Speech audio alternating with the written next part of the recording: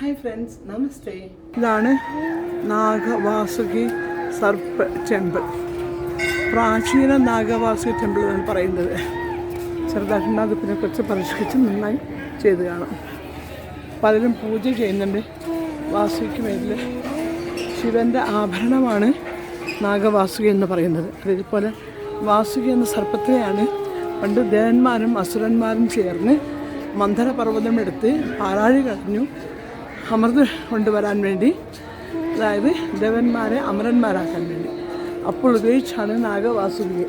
ആ വാസുകിയുടെ ബഹിഷ്കരിച്ച വിഷം കഴിച്ചപ്പോഴാണ് ശിവന് ആ പേര് നീലകണ്ഠൻ ആയത്.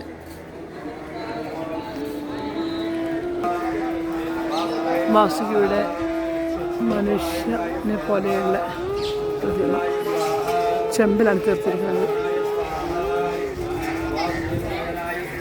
ഇത് മൊത്തം പൂജ അടക്കാണ്. ഓരോ ഭാഗത്തും സർപ്പ പൂജ അടക്കമായിരിക്കും മുട്ടുമുക്കാലും. കാരണം സർപ്പത്തിനുള്ളാണിത്. വാസുകി സർപ്പത്തിനും ചിലപ്പം മറ്റ് സർപ്പങ്ങൾക്കും ഉള്ള പൂജകൾ നടക്കും. സർപ്പദോഷ നിവാരണത്തിനായി നടത്തുന്നതാണിത്.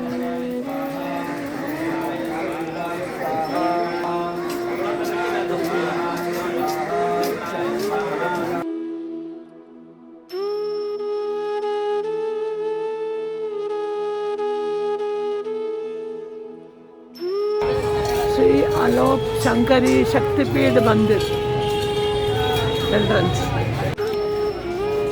ഇതാണ് സതിക്ക് ബോഡി കയ്യിൽ പിടിച്ചിരിക്കുകയാണ്. ശിവൻ വിട്ടുകൊടുക്കാൻ തയ്യാറില്ലായിരുന്നു. ലക്ഷയാഗത്തിൽ സ്വയം അർപ്പിക്കപ്പെട്ട സതി.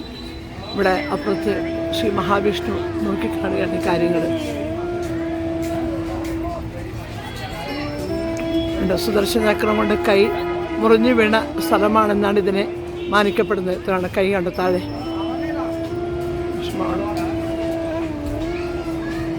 കാരണം ശിവൻ വിട്ടുകൊടുക്കാൻ തയ്യാറാത്തതുകൊണ്ട് 51 കഷ്ണങ്ങളാക്കിയെന്നാണ് പറയപ്പെടുന്നത്.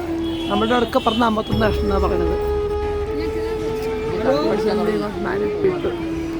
ശക്തിപീഠ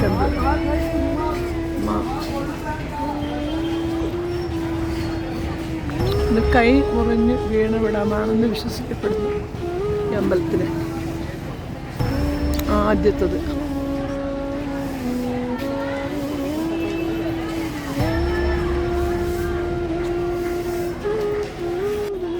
ശ്രീ ഹനുമാൻ, ശ്രീരാമനും ഹനുമാനും. ഇത് ശ്രീരാമനും ലക്ഷ്മണനും ഭഗവാൻ ശിവനെ പ്രാർത്ഥിക്കുന്നു. ഇത് ലങ്ക സേതു കിട്ടുന്നത്.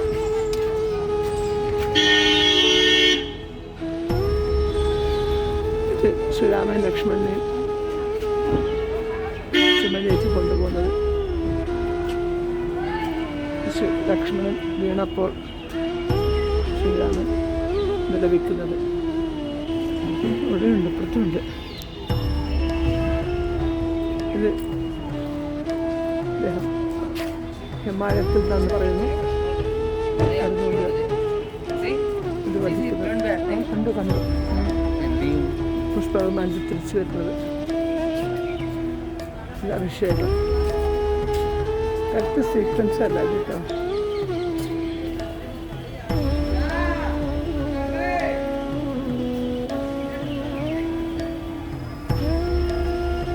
ആശ്രമത്തിൽ